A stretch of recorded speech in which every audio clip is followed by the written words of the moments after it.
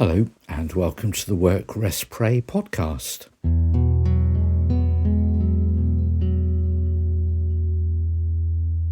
I don't have much time for reality TV, but there is one series I've watched which could be called that. Channel 4's Narrow Escapes shows the realities of the lives of people who've chosen to live on canal boats. There's no presenter trying to cajole the participants or impress the viewers. Nobody wins, and at the end of each programme no one gets, sunk would be the equivalent, I guess. Instead, it tells the stories of real people, why they opted for such a life, what it's like to travel slowly, the pleasures and the difficulties, the ordinariness. In some respects, it's another version of slow TV. We follow those getting their vessel for the first time to seasoned boaters and continuous cruisers. There are those who live alone and those who have children and animals and grow plants on the roof. Some run cafes and shops, and one who gives piano concerts while travelling the canal. All of them negotiate the locks and the tunnels of the surrounding countryside, towns and cities. One particular boater was very worried about being in tunnels. Would it collapse? What if they got stuck or met another canal boat coming through?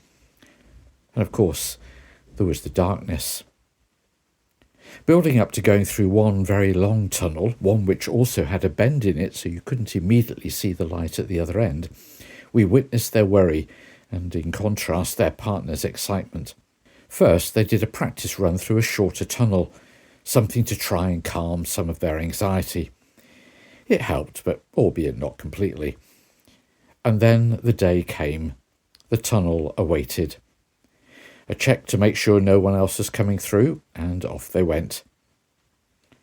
Eventually going round the bend, not mentally, although it was perhaps a close thing, and there was a light at the end. Their partner had a torch to aid navigation, and we saw distance markers on the tunnel walls.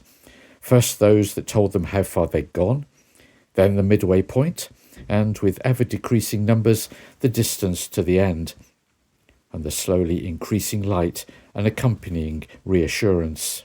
We all experience the reality of living in a tunnel at times.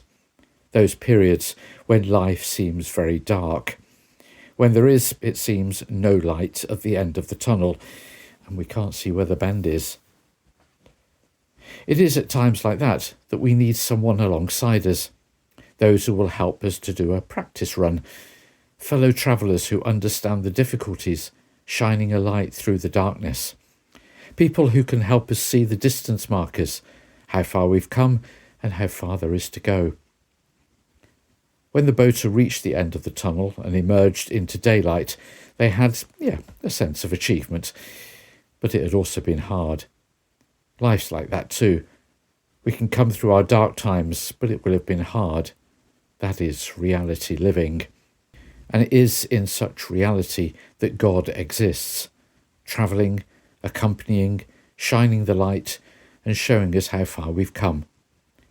We don't always know how much further there is to go, but the light will always shine in the darkness, and the darkness will never put it out.